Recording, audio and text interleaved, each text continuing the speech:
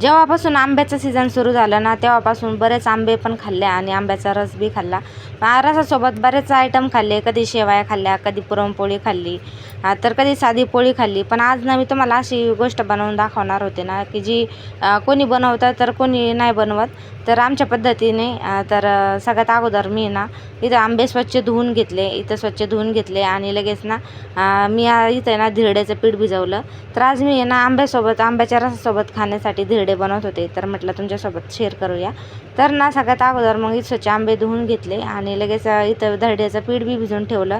छान असे ना आंब्याचा रस बनवून घेतला आणि बघू शकता किती छान असा मी हातानेच रस बनवलेला होता. मिक्सरमध्ये मला अजिबात आवडत नाही, तर त्यामुळे मी हातानेच बनवत असते. त्यानंतर जे धिरडे होते ना तर ते लगेच मी छान असे बनवून घेतले. तर बघू शकता अशा पद्धतीने गव्हाचं पीठ एकदम पातळ कालवायचं आहे मीठ टाकून. त्यानंतर त्याला आहे ना तेल टाकायचं 1 चमचा आणि लगेच त्याला आहे ना हे धिरड्याचं पीठ त्यावर टाकून ना छान असं आहे ना गोल पसरून घ्यायचा आहे. खूप हात भाजतो, पण एकदम सोपं होतं. तर बघू शकता साईडनं पुन्हा थोडंसं तेल लावून घ्यायचं आहे आणि लगेच छान असं आहे ना 2 ते 3 मिनिटांनी पलटून मारून घ्यायचं आहे. बघू शकता किती छान असं धिरडं तयार झालेलं आहे. अशा पद्धतीनं मी सगळे धिरडे इथे बनवून घेतले आणि त्यानंतर ना लगेच इथं कुरडया बी तळून घेतल्या, थोडेसे पापड कुरडया.